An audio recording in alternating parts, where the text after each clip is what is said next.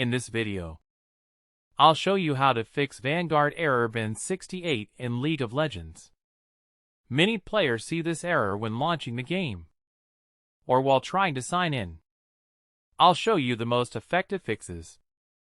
Let's get started. Close League of Legends. Close the Riot client. Click the Windows search. Search for Services. Open the Services app. Scroll down and find VGC. Double-click it. Set Startup Type to Automatic. If the service isn't running, click Start. Then click Apply. Click OK.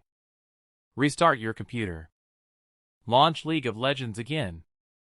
If you're still getting bin 68, open Windows Settings.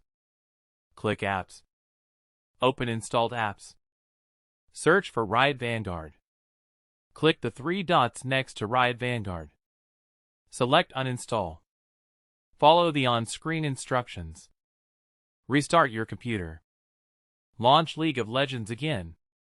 Riot Vanguard will install automatically. Wait for the installation to finish. Then launch the game. The bin 68 error should now be fixed. If the problem still continues, make sure your internet connection is stable, and temporarily disable any VPN or proxy service before launching the game. That's it.